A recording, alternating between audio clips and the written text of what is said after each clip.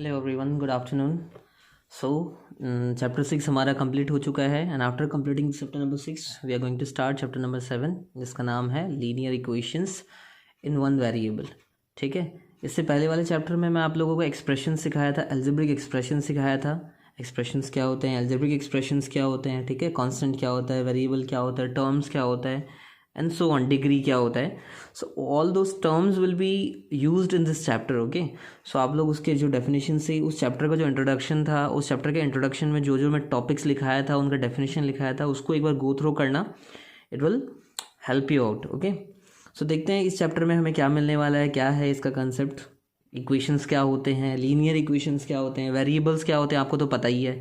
और जब मैं वन वेरिएबल बोलूँगा इसका मतलब क्या होता है। ठीक है, so let me explain you about the chapter का जो नाम है उसके बारे में। इक्वेशंस से स्टार्ट करूँगा मैं। ठीक है, इन वन वेरिएबल उसको भी एक्सप्लेन कर दूंगा और लीनियर क्या होता है वो भी एक्सप्लेन कर दूंगा। ठीक है, so let's just start with example. Suppose मैं अगर लिखता हूँ कि 10 + 5 इज इक्वल टू 15। ठीक है, यहाँ मैं लिख रहा हूँ कि 10 + 5 जो होता है 15 के बराबर होता है। सो जैसे ही यहाँ पे ये इक्वल टू साइन हुआ, यूज़ हुआ, इसका मतलब ये एक इक्वेशन बन गया। क्योंकि ये क्या बता रहा है कि ये दोनों चीज़ जो है आपस में इक्वल है। ये एक ऐसा स्टेटमेंट हो गया जो हमें इक्वालिटी शो कर रहा है। ठीक है ना, this is an statement of equality that 10 + 5 is equal to 15। And ऐसे ही स्टेटमेंट्स को हम इक्वेशन बोलेंगे। सिंस हम यहाँ पे ओनली कॉन्स्टेंट्स नंबर्स को यूज़ करके शो कर रहे हैं तो इसको हम लीनियर इक्वेशन नहीं बोल सकते। Okay, and in one variable भी नहीं बोल सकते क्योंकि यहाँ पे वेरिएबल यूज ही नहीं हुआ है, only we have used constants. Okay, to make an statement of equality. So ये हमारा जस्ट एक इक्वेशन है, लीनियर इक्वेशन नहीं है ये, और ना ही लीनियर इक्वेशन वन वेरिएबल है।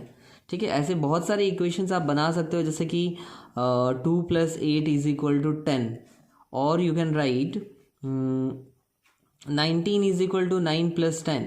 ठीक है, ये सारे स्टेटमेंट ऑफ इक्वालिटी है, सारे के सारे इक्वेशंस है, but not linear.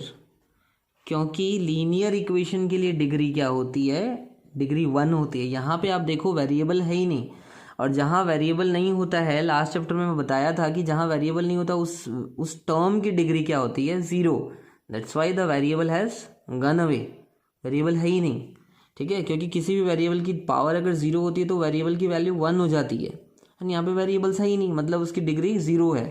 Okay, so that's why this is not a linear equation. Linear equation होने के लिए डिग्री जो होगी, लीनियर के लिए क्या होती है, डिग्री जो होती है वो 1 होती है। ठीक है, और यहाँ पे डिग्री 1 नहीं है क्योंकि वेरिएबल ही प्रेजेंट नहीं है। ठीक है, मैं बहुत बार सेम चीज़ को रिपीट कर रहा हूँ ताकि आपको कंसेप्ट समझ में आ जाए। ठीक है, अब इक्वेशंस तो पता चल गया आपको कि ऐसा स्टेटमेंट जो आपको इक्वालिटी शो करेगा, ठीक है, वो होगा इक्वेशन। इक्वेशन के हमेशा दो पार्ट होते हैं। आप इक्वल टू के देखो, इक्वल टू से जो पार्ट आपका लेफ्ट हैंड की तरफ है, ये आपका लेफ्ट हैंड है, इक्वल टू के जो लेफ्ट साइड में है वो लेफ्ट हैंड साइड होता है, इक्वल टू के जो राइट साइड होता है वो राइट हैंड साइड होता है। As per I remember class 7 में भी मैं ये क्लास 6 में भी, प्रीवियस क्लास में भी आपको, प्रीवियस स्टैंडर्ड में भी मैं ये सारी चीज़ें बताया था। ठीक है, so I can write here an equation has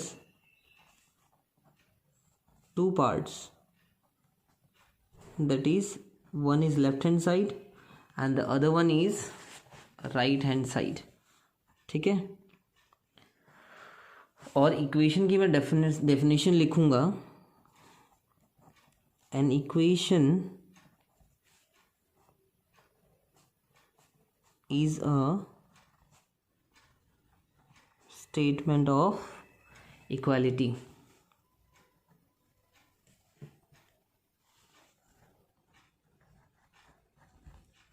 okay, so अभी मेन टॉपिक पे आते हैं, linear equation.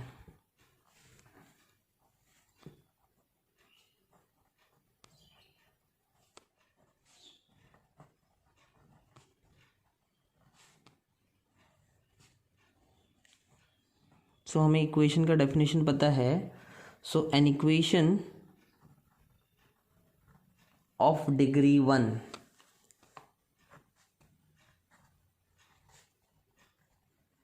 are called linear equation. Okay, an equation of degree 1 are called linear equation. ठीक है, आर नहीं लिखेंगे, ग्रामेटिकली रॉन्ग है ये. Is called a linear equation. जैसे कि मैं लिख सकता हूँ यहाँ पे, जैसे आप लोग लिखते थे ना एक्सप्रेशंस, वैसे ही लिखूँगा मैं. Twice a plus 5b is equal to 9. यहाँ पे a एक वेरिएबल है, इसकी डिग्री 1 है. यहाँ पे b एक वेरिएबल जिसकी डिग्री 1 है. सो यहाँ पे टोटल वेरिएबल्स में कितने यूज़ कर लिया? टोटल अननोन वैल्यूज़ में एक तो a यूज़ किया, दूसरा वाला में b यूज़ किया. सो यहाँ पे वेरिएबल्स यूज़ हो गए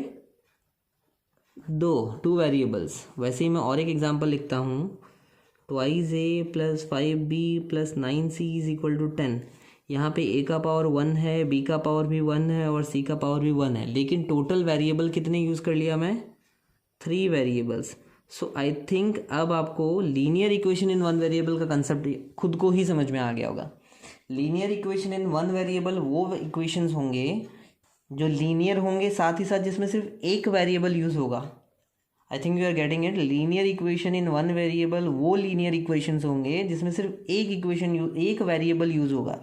It can be a, it can be only b, it can be only c, it can be only x, only y, only z and so on. कुछ भी वेरिएबल्स हो सकता है, a b c d, you know letters जो use करते हैं हम लोग, ठीक है ना, लिटरल नंबर्स जो यूज़ करते हैं वो वेरिएबल्स होते हैं.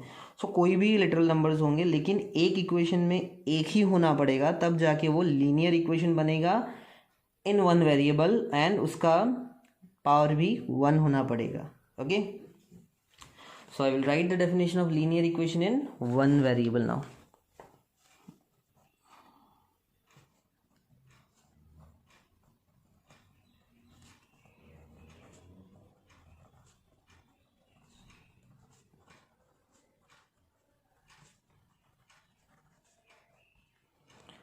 An equation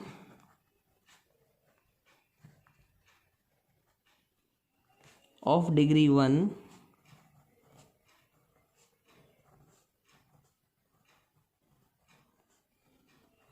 consisting of only one variable is called a linear equation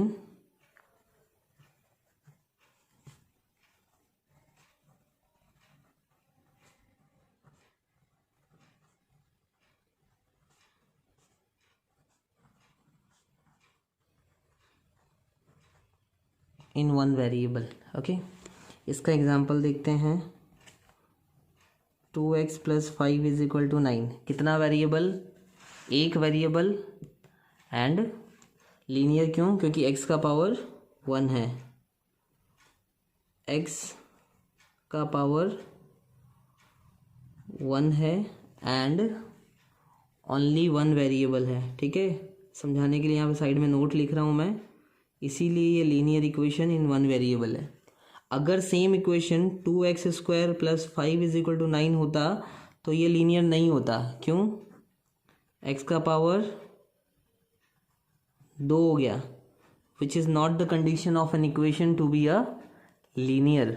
ठीक है, आई होप समझ में आया होगा, चीज़ आपको कंसेप्ट समझ में आ रहा होगा.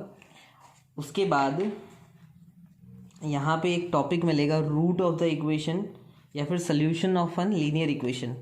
सो रूट या फिर सोल्यूशन क्या होता है?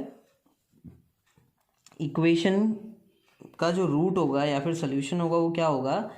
वेरिएबल की वो वैल्यू, ठीक है ना, वेरिएबल की वो वैल्यू जिस पे ये पूरा का पूरा इक्वेशन सेटिस्फाई हो जाएगा. मतलब x की वो वैल्यू जिस पे ये जो लेफ्ट हैंड साइड है उसकी value and right hand side की वैल्यू सेम होगी. मतलब यहाँ पे x की आपको ऐसी वैल्यू ढूंढनी है जिसकी जो अगर आप x को रिप्लेस कर दो तो 9 बन जाए, क्योंकि राइट हैंड साइड में 9 है.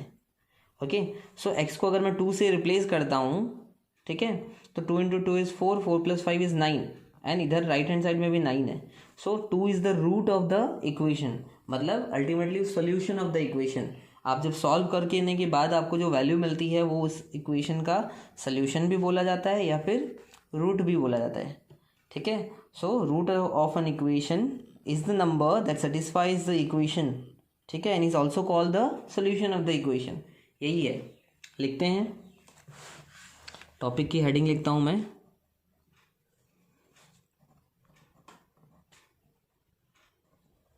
Solution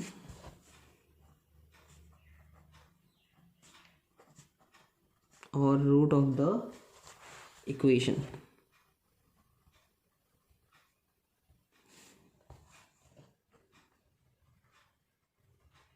A number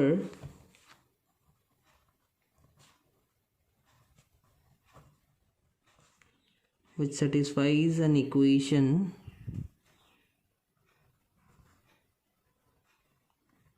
is called the solution or root of the equation। बहुत ही इजी है इसको, let us solve this one with an example. ऊपर जो एग्जांपल दिया था वही ले लेता हूँ। 2x + 5 = 9। मतलब आपको x की वैल्यू ढूंढनी है, तो जो भी नॉन नंबर्स है उसको एक तरफ लेके जाओ, 5 उधर जाएगा तो माइनस हो जाएगा, because this side it was getting added. So 9 - 5 = 4। अभी 2 मल्टीप्लाई हो रहा है, उस तरफ जाएगा तो डिवाइड, और आपको x की वैल्यू 2 मिल गई। ये क्या है, इसका रूट और सोल्यूशन, क्योंकि x की वैल्यू जब 2 होगी तो ये वाला पार्ट और ये वाला part right left hand side and right hand side equal रहेगा। ओके, आई होप आपको कंसेप्ट समझ में आया। इतना सा ही है इसमें, इस चैप्टर के लिए इतनी ही कंसेप्ट का ज़रूरत है आपको। और एक टर्म है जो इनइक्वालिटीज़ है, वो मिलेंगे कहीं पे, वो होगा, वो चाहिए आपको, ठीक है। सो मैं इनइक्वालिटीज़ क्या बता देता हूँ, एक एग्जांपल के साथ बताता हूँ। ऐसा statement that shows that the two parts are not equal, like I can say 5 is less than 9। ये दोनों इक्वलिटी शो कर रहे हैं? नहीं, क्योंकि इक्वल नहीं है दोनों। सो ये दोनों क्या हो गए, इनइक्वालिटीज़। जैसे मैं लिखता हूँ 100 इज़ ग्रेटर देन 95, यहाँ पे भी दोनों पार्ट इक्वल नहीं है, सो ये दोनों इनइक्वालिटीज़ हो गई। सो ये ऐसे जो ऐसे स्टेटमेंट जो इक्वालिटी शो नहीं करते आर इनइक्वालिटीज़, ठीक है। An equation and a statement that do not show equality are called inequalities, ऐसे बोल सकते हो आप, ठीक है। सो डायरेक्टली एक्सरसाइज शुरू नहीं करूँगा मैं, कुछ एग्जाम्पल्स सॉल्व करके दूंगा मैं आपको इस वीडियो में, और I am not going to make it too lengthy, ठीक है, ताकि आप कंसेप्ट पर थोड़ा ध्यान देके, फर्स्ट वीडियो है चैप्टर का, आपको समझ में भी आ जाए इजीली। सो आप लोग देखो, एग्जाम्पल नंबर 1 स्टार्ट सॉल्व कर रहा हूँ मैं यहाँ पे।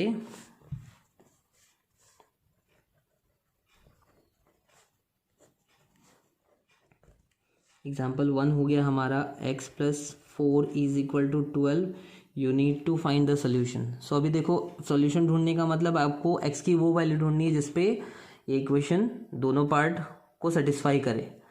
सो सोल्यूशन ढूंढने के लिए आपको पता है आप क्या करोगे, 4 को उस तरफ लेके जाओगे, ठीक है ना। 4 को उधर लेके जाओगे तो क्या हो जाएगा, -4 होगा, है कि नहीं, सोच पाएगी नहीं आप लोग। सो 12 - 4 = 8। ये जो आप मेथड सीखे हो, ये क्या हो गया, ट्रांसपोजिशन मेथड है, ठीक है ना। ट्रांसपोजिशन मेथड है ये वाला, हम लोग डायरेक्टली ये कर रहे हैं यहाँ पे। लास्ट ईयर चैप्टर क्लास 6 में आपको बहुत सारे मेथड्स में सिखाया था, अब हम लोग डायरेक्टली ट्रांसपोजिशन मेथड सॉल्व कर रहे हैं हम लोग। ट्रांसपोजिशन, या तो हम लोग यहाँ पे +4 है तो इसके लिए -4 दोनों तरफ ऐड कर सकते थे, वैसे भी कर सकते थे, ये मेथड क्लास 6 में सीखे हो आप लोग, बट नाउ नॉट रिक्वायर्ड, हम लोग डायरेक्टली कर सकते हैं। सो x = 7 = x - 2। सो मुझे x की वैल्यू ढूंढनी है, x के साथ -2 है, वो अगर इस तरफ आ जाएगा, शिफ्ट हो जाएगा तो +2 हो जाएगा, विच इम्प्लाइज x = 9। मैं डायरेक्टली दोनों पार्ट को ऐसे घुमा सकता हूँ, that doesn't means I have change anything, ठीक है, डायरेक्टली किया जा सकता है। एग्जाम्पल नंबर 3 में आपको दिया हुआ है 5a = 30। 5 के साथ a क्या हो रहा है, कोई भी सिंबल नहीं है, मतलब मल्टीप्लाई हो रहा है, ठीक है। सो a will be 30/5, that is a की वैल्यू आ जाएगी हमारी 6। आई होप समझ में भी आ रहा है और बहुत इजी भी है ये चैप्टर, ठीक है। देखते हैं एग्जाम्पल नंबर 4 देन। 4 नंबर जो है उसमें है 3 इज इक्वल टू m/8, मतलब हमें m ढूंढना है। 8 इस तरफ m के साथ 8 है जो कि डिवाइड हो रहा है, तो इधर अगर मैं लेके आता हूँ तो मल्टीप्लाई होगा, and which implies m is equal to 8 3 times 24। वैसे ही क्वेश्चन नंबर 5 है 6x + 7 इज इक्वल टू 31। अभी देखो सबसे पहले आप x के साथ 6 है उसको डायरेक्टली नहीं ले जा सकते, you have to make this term alone. ये पूरा का पूरा एक टर्म है और ये पूरा का पूरा एक टर्म है। आप पहले जो टर्म इंडिपेंडेंट ऑफ वेरिएबल है उसको लेके जाओ, ठीक है। डायरेक्टली वेरिएबल के साथ वाले नंबर्स को आप नहीं ले जा सकते। जो इंडिपेंडेंट ऑफ वेरिएबल उसको पहले शिफ्ट करो, या फिर देखो ये प्लस हो रहा है, पहले आप एडिशन को लेके जाओगे इधर, जो ऐड हो रहा है सब्ट्रैक्ट हो रहा है उन लोग को। डायरेक्टली प्लस और डिवाइड वाले को नहीं ले जा सकते इफ देयर आर 2 टर्म्स। सो 31 से 7 माइनस होगा, सो 31 - 7 सबको पता है कितना आएगा 24। इधर x is equal to 24/6, that is x की वैल्यू आ गई हमारी 4 कैंसिल होने के बाद। सो इधर बहुत स्पेस है, let me use it. Example number 6 करते हैं यहाँ पे। एग्जाम्पल नंबर 6 जो है हमारा वो है 27 इज इक्वल टू 7x - 1। सो मेरे को -1 दिख रहा है जो कि एकदम इंडिपेंडेंट ऑफ वेरिएबल है, और सेकंड थिंग ये माइनस हो रहा है, तो माइनस वाले को पहले मैं लेके जाऊंगा तो इधर आएगा, तो हो जाएगा plus. 27 + 1 is 28 is equal to 7x। So which implies x का वैल्यू 7 मल्टीप्लाई हो रहा था, इधर आएगा तो डिवाइड। आपको पता है 7 के टेबल में 28 4 टाइम्स आता है, कैंसिल होकर आपका आंसर 4 आ जाएगा, ठीक है। सो इस वीडियो में यहीं तक है, ठीक है। नेक्स्ट वीडियो में मैं एग्जाम्पल नंबर 7 से शुरू करूँगा और एक्सरसाइज 7A भी स्टार्ट करूँगा, ठीक है। That's all for today. Concept पे ध्यान देना, और ये एग्जाम्पल 7 अगर आप सकते हो घर पे खुद कर सकते हो, 7 8 9 10 ट्राई करना। नहीं सकोगे तो मैं हूँ ही, ठीक है। At least you try to get the concept very clearly, so that आपको चैप्टर में आगे डिफिकल्टी नहीं हो, ठीक है। That's all for today, good day.